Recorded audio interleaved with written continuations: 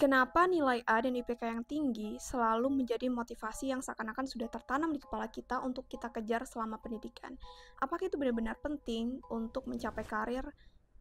Kalau memang iya, lalu kenapa banyak orang yang dengan IPK yang bagus, nilai yang tinggi, tapi tetap mengalami kesulitan ketika mencari pekerjaan?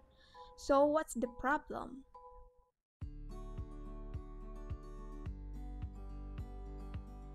Kalau aku pribadi ngerasa ini bukan tentang nilai, bukan tentang IPK, tapi mengenai strategi.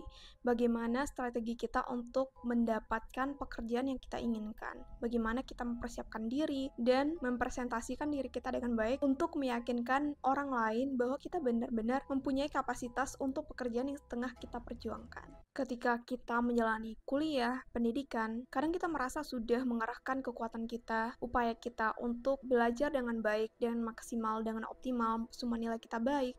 Tapi kenapa itu masih kurang ketika kita mencari pekerjaan? Kenapa itu masih tidak cukup untuk kita diterima di suatu tempat? Kenapa? Yang paling common banget itu adalah ketika fresh graduate, interview kerja dan ditanya, pengalaman kamu apa? Dan kebanyakan dari mereka tidak mempunyai jawaban apa-apa. Saya baru lulus kuliah, so pengalaman apa yang saya miliki, ya kan?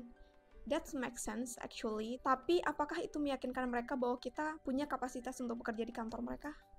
So, agar kita bisa menjawab pertanyaan itu, maka selama kuliah, kalian harus menyibukkan diri dengan hal-hal yang produktif. Hal-hal seperti apa sih yang bisa membantu kamu untuk meyakinkan orang lain bahwa kamu punya kapasitas dan kemampuan kerja? Ini yang aku lakukan. Yang pertama, magang. Nah, biasanya ketika kuliah kita memang ada program magang. Nah, jangan sampai kesempatan ini kamu sia-siakan. Lakukanlah dengan sebaik-baiknya dan upayakan untuk menghasilkan sesuatu atau karya dengan baik, dan ini bisa banget jadi portfolio kamu. Magang juga bisa menjadi salah satu cara buat kamu untuk mendapatkan koneksi. Nah, ketika kamu magang dan berinteraksi dengan orang-orang yang sudah senior dan berpengalaman, show off your skill atau menunjukkan ke mereka bahwa kamu bisa bekerja dengan baik. Siapa tahu kamu bisa di-hire di sana setelah lulus. Kemudian yang kedua, project pribadi. Banyak yang ngerasa tugas kuliah, project pribadi itu hanyalah tugas yang harus diselesaikan ketika kuliah. Tapi ternyata semua tugas kuliah dan project yang kamu buat selama kuliah, jika kamu buat dengan sangat baik, dengan maksimal, itu tentu saja bisa menjadi portfolio kamu yang akan merepresentasikan skill kamu. Dan itu akan sangat berguna ketika kamu lulus kuliah dan mencari pekerjaan. Project pribadi ini bisa berupa desain, website yang kamu buat, analisis sistem, atau apapun itu yang bersifat bisa menunjukkan kemampuan kamu. Yang ketiga, kursus online. Kamu tahu bahwa dunia itu terus berkembang.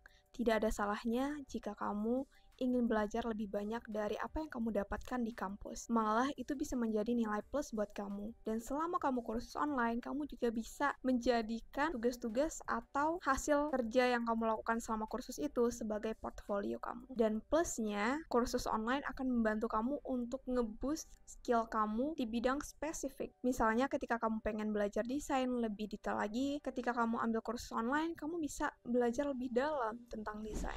Yang keempat, organisasi. Ini bukan cuma soal ikut organisasi karena kamu pengen mendapatkan pengalaman, tapi apakah organisasi tersebut sesuai dengan tujuan dan minat kamu? Kalau kamu aktif di organisasi yang relevan, itu akan menunjukkan bahwa kamu bisa bekerja dalam tim dan memiliki kemampuan leadership, dan itu tentunya akan sangat berguna ketika kamu ingin membuat CV dan portfolio. Kemudian yang kelima, itu adalah networking. Jangan ragu untuk ikut seminar dan workshop. Untuk bertemu dengan orang-orang hebat dan membangun relasi itu sangat penting. Kadang peluang itu datang dari pertemuan yang tidak terduga. Jadi jangan sampai malas ikut seminar dan workshop. Dan jangan cuma datang doang, tapi usahakan untuk berinteraksi dengan orang lain. Kemudian yang keenam adalah personal branding. Siapa yang ketika kuliah udah punya LinkedIn nih? Mostly mahasiswa itu jarang banget ada yang aware dengan LinkedIn. Padahal LinkedIn itu bagus banget untuk personal branding. Dan bahkan job hunter itu sering banget cari kandidat di LinkedIn. Bahkan kita tidak apply, mereka sering offer kita pekerjaan. So, buat LinkedIn kamu sekarang juga dan tunjukkan skill kamu dan portofolio kamu yang pernah kamu buat sebelumnya. Jangan lupa harus relevan dengan apa yang ingin kamu tuju. Kalau misalnya kamu pengen desain, ya tunjukkan desain yang pernah kamu bikin. Kalau kamu pengen jadi programmer, tunjukkan aplikasi atau website yang pernah kalian buat. That's it. Oke, jadi memang nilai dan IPK itu sangat penting, tapi balik lagi strategi itu lebih utama ketika kita ingin mencari pekerjaan. Nilai dan IPK itu tidak cukup ketika kita tidak mampu atau tidak berhasil meyakinkan orang lain tentang kemampuan kita. So, persiapkan diri jauh-jauh hari. Dan ketika kuliah, selalu fokus untuk membangun skill. Jangan hanya fokus untuk mengejar nilai A dan IPK yang tinggi. Tapi meskipun begitu, jangan sampai kamu mengabaikan nilai dan IPK juga. Karena itu merupakan representasi tanggung jawab kamu terhadap pendidikan. Apakah kamu benar-benar menjalani pendidikan kamu dengan baik atau tidak. Jangan tunggu lulus dulu baru kamu mempersiapkan diri dan strategi untuk mencari pekerjaan. Mulailah dari sekarang. Persiapkan CV dan portofolio kamu karena itu akan membantu kamu setelah lulus agar kamu tidak lama nganggur. Jadi, apa yang akan kamu lakukan untuk mempersiapkan masa depan kamu? Setelah informasi yang aku sampaikan tersebut, apakah itu membantu kamu untuk mencerna apa saja strategi yang bisa kamu lakukan selama kamu kuliah untuk mendapatkan pekerjaan dan tidak bingung cari kerja? So, kalau iya, let me know. Please comment karena itu sangat membantu untuk nge-boost semangat aku. Aku bikin konten tentang college, IT life, dan IT career. Kalau kalian tertarik dengan topik-topik tersebut, please cek video aku lainnya. Bye!